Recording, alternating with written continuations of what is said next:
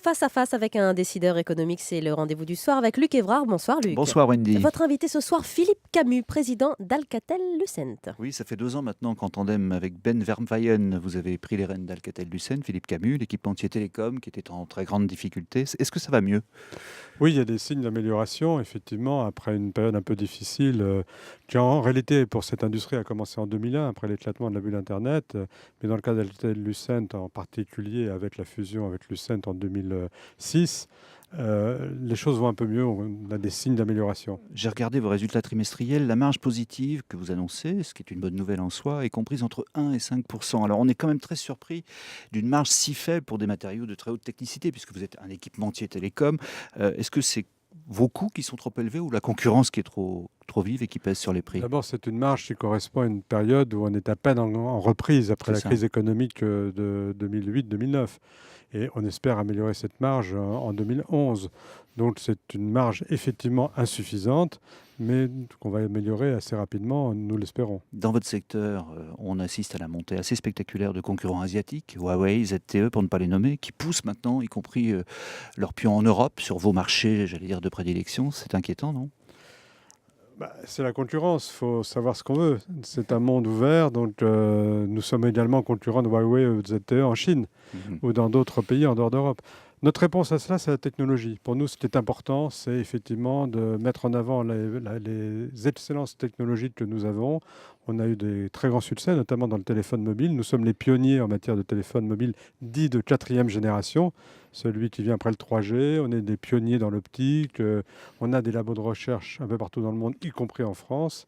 Et c'est là-dessus que nous misons pour nous développer. Oui, alors on a vu effectivement ces succès en début d'année, en particulier aux États-Unis. Vous avez eu des contrats avec Verizon, avec AT&T, Oui. justement pour la quatrième génération qu'on peut définir peut-être. C'est le haut débit mobile, hein, c'est C'est le haut ça? début mobile, c'est le tout Internet mobile. C'est la télé HD sur les iPads, sur tous Absolument. les Et on va aller smartphones. beaucoup plus vite que les débits actuels qui, comme vous le savez, commencent à être un peu saturés. C'est ça l'opportunité pour Alcatel qui avait un petit peu raté la 2G, qui s'est peut-être un peu rattrapé sur la 3, c'est qu'il y en a une quatrième maintenant qui arrive. Exactement. On a eu l'idée qu'il fallait se concentrer sur le futur. Donc, on a effectivement investi sur cette quatrième génération en se disant, voilà, nous montrons clairement que nous restons dans ce domaine, que nous voulons être leaders dans ce domaine.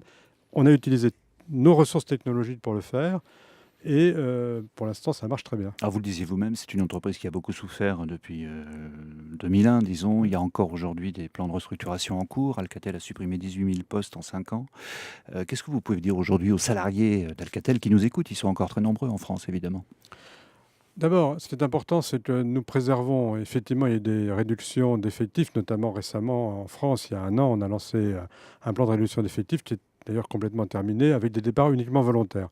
Mais nous préservons la compétence technologique, c'est fondamental pour nous. Le Et savoir-faire maison. le savoir-faire maison, on a d'excellents ingénieurs en France notamment, avec de très bonnes formations. Je voudrais donner un exemple. Récemment, un de nos ingénieurs, un jeune qui a moins de 35 ans, a été primé par le MIT parmi les top 35, moins de 35 ans, ils sont 35, ingénieurs dans le monde Mhm. en matière de télécommunications ou de transfert d'informations.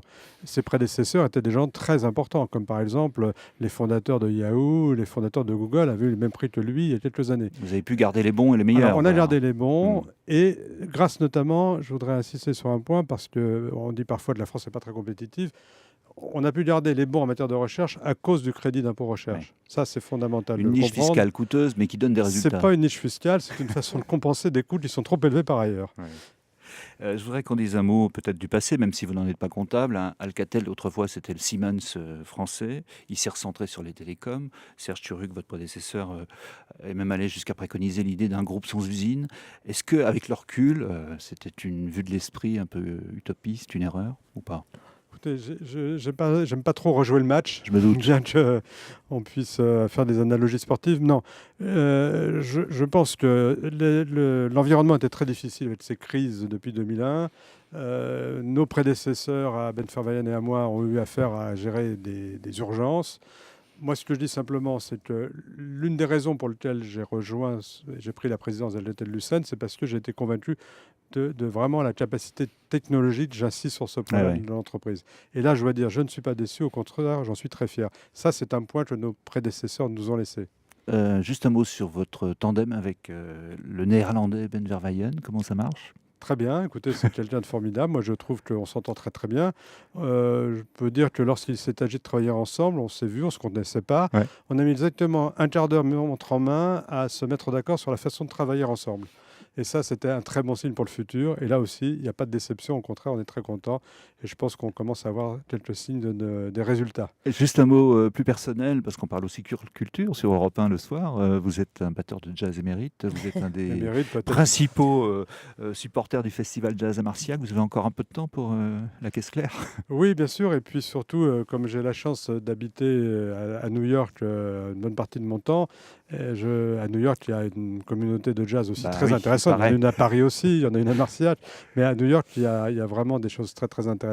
Et ça me permet de rencontrer mes amis du jazz, et notamment Wynton Marsalis, qui est l'un des plus grands trompettistes de jazz vivants. Et vous êtes inséparables. Merci Philippe Camus. Allez voir Merci. Philippe Camus demain au cinéma, Ces Amours-là de Claude Lelouch. Vous serez plongé dans une belle époque jazz Très bien. sous l'occupation. Claude Lelouch qui sera notre invité dans 5 petites minutes. Merci beaucoup Luc Evra pour ce face-à-face. On vous À demain. retrouve demain. Bonsoir messieurs.